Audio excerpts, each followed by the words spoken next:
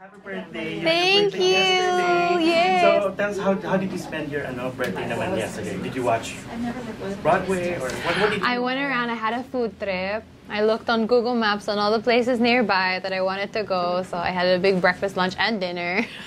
And then I went to church, and then I went to Broadway, my first Broadway show in New York. I watched Dear Evan Hansen. Oh, wow. Ang ganda. So this is your first day. Well, you've been here before, so this is not Yes. your first time in New York. So how's life in New York so far? The first few days, settling in your Miss Universe apartment. Tell us more about that. Iba kasi I Miss Universe na. When I was first here, I was visiting my good friend Valerie Wagman when she was placed here as a model. And then the second time, I was just passing through. So now to call myself a resident, like I'm moving in, is so crazy. And I moved into the Miss Universe apartment, and you know, the MU org has just made me feel so welcome and made the transition so smooth, so it doesn't feel very abrupt, if that makes sense.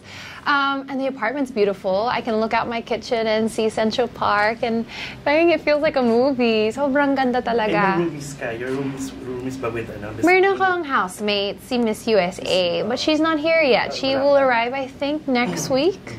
So excited to see her, excited to also allow her to show me around New York, because she has been in that apartment for her reign, so I'm sure she knows places to go, things to see, so definitely looking forward to meeting up with her. And then going back to your birthday, kasi di ba, yung Christmas is your parang best Christmas gift ever to the Filipinos. Yeah. Is this your best birthday gift ever, being the Miss Universe? Yes.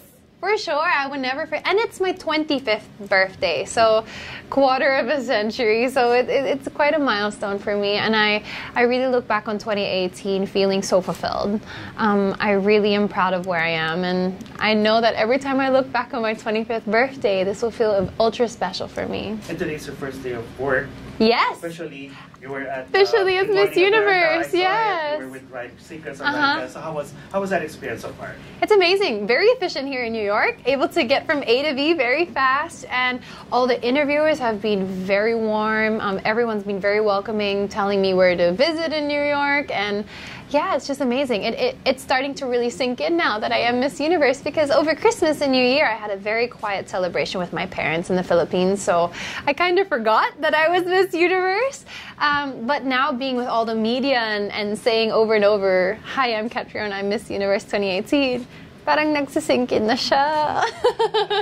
And you used one of the questions of tinatanong sa'yo palagi is that when you were younger, your mom had this dream, and then now it's a reality. Yes. So was that part of the reason why it motivated you and you persisted to do Miss Universe even after what happened with, diba, Miss World? Talagang Actually, it didn't stop you from, pursuing Miss Universe. Like my mom's dream in itself, like I never really took seriously, because it happened when I was like 13 years old, and when she told me, I was like, okay, Mom. But it really did come to play when I was thinking about my evening gown for Miss Universe. I knew that I wanted to wear red, and that was just something very sentimental to me, because I remember her telling me that, and I remember just brushing it off like it was nothing, but coming full circle and being able for her to be there and to watch me walking down the stage in a red dress and then winning Miss Universe. The first time I saw her,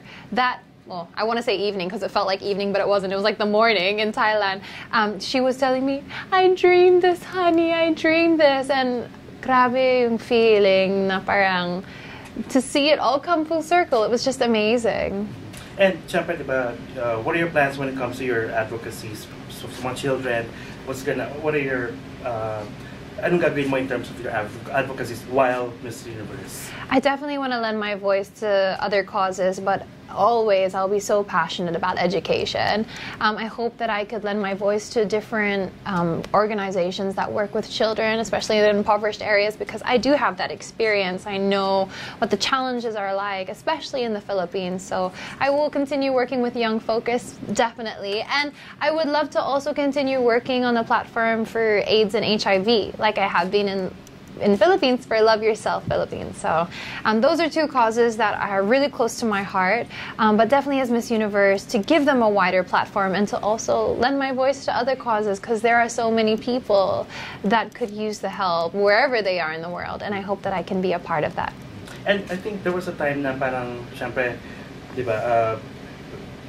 Not everyone's a believer. Some people were like not believing that you should compete for Miss Universe, but you persisted. Yeah. Talagang you persisted. Why did you persist? Well, actually, in the beginning, I was very hesitant. I had a lot of fears. It takes a lot of courage to put yourself out in the public eye like that because, of course, pageantry in the Philippines, everyone likes to take part. Everyone likes to throw their opinion at you. Everyone likes to put their definition of how far you go or how well you do. And it was just something I wanted to do for myself and for the supporters that have always believed in me.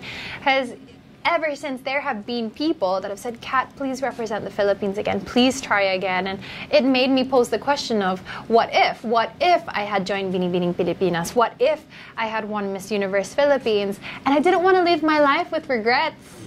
And right? it's good that you did. And that's why, that whole, I don't want to live with regret, that's why I joined.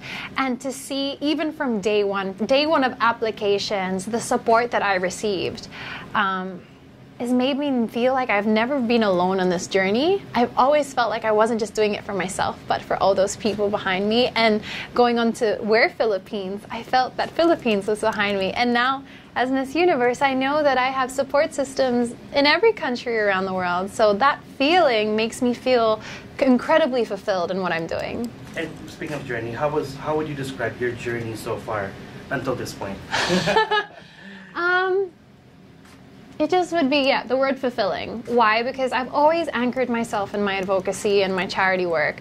I feel that it humbles me because, pageantry and crowns and titles can feel very glamorous. It can feel very glitzy and, the lights and the makeup and the pretty dresses. But at the end of the day, like having those causes dear to my heart and doing the work that I do, that brings me to the realization of, why am I here? Why do I have this platform? Why do I do what I do? And so this, if I could encapsulate it all in one word, my journey, it would be fulfilling. And if you can encapsulate your journey in a song, what would that song be? And sing it! Oh, wow.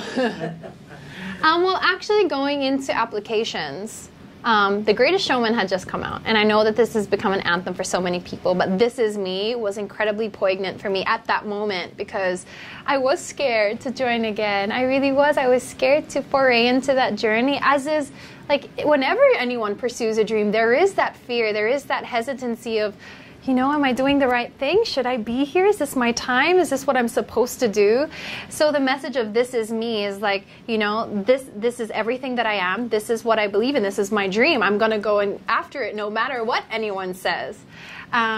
So the chorus, when the sharpest words want to cut me down, gonna send a flood, gonna drown them out. I am brave, I am bruised, I am who I'm meant to be, this is me. So when I was joining, I would listen to that in the car as I was approaching the venue.